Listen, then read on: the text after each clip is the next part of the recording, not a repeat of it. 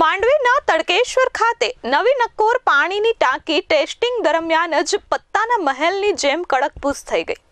જોકે આ ઘટના બાદ પોલીસ ફરિયાદ નોંધાઈ છે અને અમુક લોકોને સસ્પેન્ડ કરવામાં આવ્યા છે, જ્યારે બીજી બાજુ FSL દ્વારા તપાસ શરૂ કરવામાં આવી છે અને સેમ્પલો એકઠા કરવામાં આવી રહ્યા છે।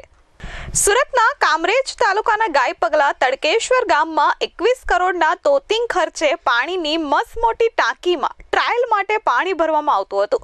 જો કે આ દરમિયાન જ ટાંકી આપમેળે જ પત્તાના મહેલની માફક કડકભૂસ થઈને બેસી પડી હતી અને આ ટાંકીની ગુંજ આજે કેબિનેટમાં ઉઠી છે। માંડવી તાલુકાના તડકેશ્વર ગામે 9 લાખ લીટરની નવી નક્કોર પાણીની ટાંકી ધરાશાયી થઈ હતી અને ત્યારબાદ કાર્યવાહીઓ શરૂ થઈ છે। પહેલી વખત જવાબદારો વિરુદ્ધ પોલીસ કાર્યવાહી થઈ છે। માંડવી પોલીસ મથક ખાતે જવાબદાર અધિકારીઓ અને કોન્ટ્રાક્ટર વિરુદ્ધ ગુનો દાખલ થયો છે। હાલ આ ઘટનામાં 2 ઇજનેર જય ચૌધરી, રજનીકાંત ચૌધરીને સસ્પેન્ડ કરવામાં આવ્યા છે, જ્યારે કાર્યપાલક ઇજનેર અંકિત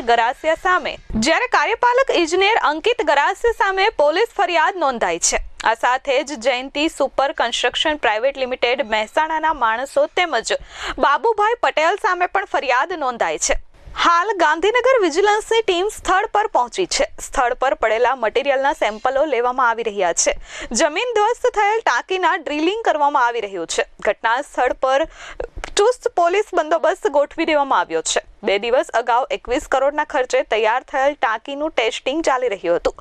તે દરમિયાન અચાનક ટાંકી ધરાશાયી થઈ હતી, જેમાં 3 જેટલા મજૂરોને ઈજાઓ થઈ હતી। અલગ અલગ તપાસ માટે સ્થળ પર ટીમો પહોંચી રહી છે। જો કે આ ઘટના દરમિયાન એક જૂનો વિડીયો પણ વાયરલ થઈ રહ્યો છે, જેમાં અમદાવાદમાં 75 વર્ષ જૂની ટાંકીને તોડવા માટે ટાંકી ઉપર JCB મશીન મૂકવામાં આવ્યું હતું અને છતાં પણ તેની મજબૂતાઈ 75 વર્ષ બાદ પણ અડીખમ હતી અને જ્યારે આ નવી નક્કોર કડકભૂસ ટાંકીના દ્રશ્યો દેખાડવામાં આવી રહ્યા છે।